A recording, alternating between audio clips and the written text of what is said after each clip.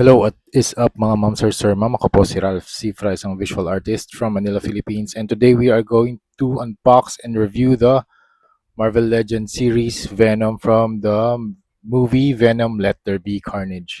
So this is the front of the box, window type. The side, you have the shot of the Venom na 3D render.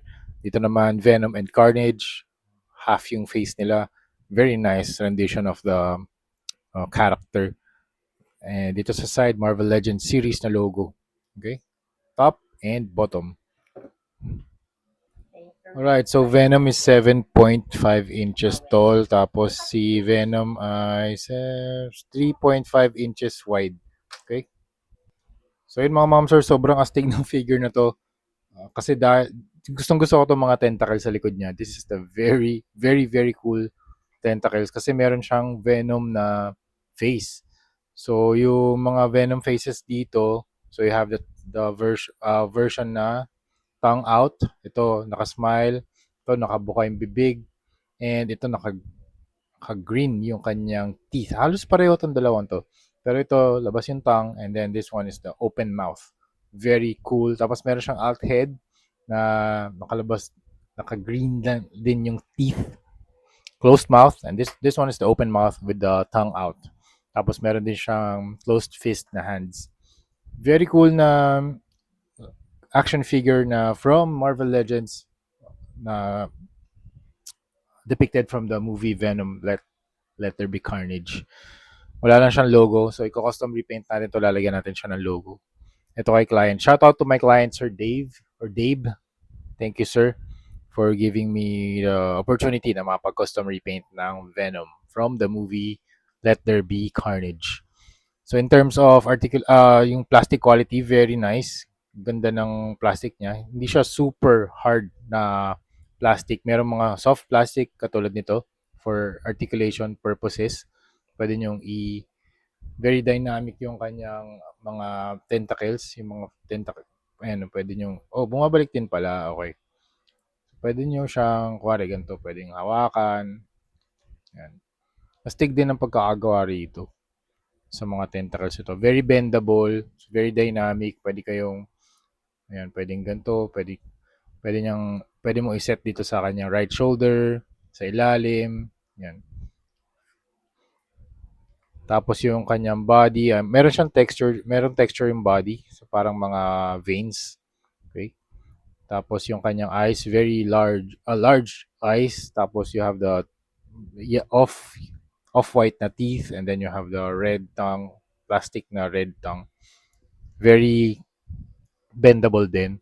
Tapos yung kanyang body medyo wide din siya, hindi siya super slim. And also ang ganda rin ng build dito sa fingernails niya. Hindi siya masyadong sharp, and medyo bendy rin yung kanyang fingernails. So I think mas safe to for kids. Minsan kasi yung ibang figures sobrang talas eh. Sobrang talas ng mga fingernails. Okay? Plastic quality is good. Ang paint application is nice. Tapos in terms of articulation, and head can look up, down, 360. Tapos arms can rotate, 360 din. Tapos pwede mong i-put yung arms outwards, downwards, and rotation yung kanyang biceps. Double jointed na, wait lang yan. Double jointed elbow, ball jointed yung kamay, out and in. Tapos, can do some stretches, crunches, 360. Ang ganda yung kanyang articulation. So, you have cut here sa upper, then you have cut here sa lower torso. Tapos, you can also kick that far, back kick. Hindi na, yan, ganyan lang siya.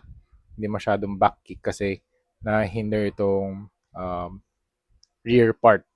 Rotation, thigh rotation, meron 360, double jointed knee, and sa paa, ball joint. Okay? Yan, merong mga markings dito from Hasbro. Very nice figure from Hasbro. Marvel Legends. Very cool. Super nice ng Venom na to and mas patangkad siya dun sa mga normal na Marvel Legends. Usually, ang Marvel Legends ay around 6 inches tall only. Pero ito, 7.5 nga ba?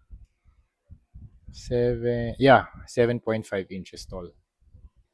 Sobrang angas ng mga post na magagawa nyo rito kasi grabe yung ano niya, yung range of motion niya, yung range of articulation. You know, pwede nyo i-twist yung body, twist yung legs.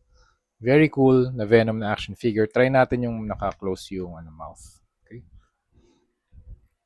Angas din. Kahit na naka-close yung mouth, maangas pa rin si Venom. Pero, syempre, preferred natin. Preferred ko lagi ang open mouth with tongue out.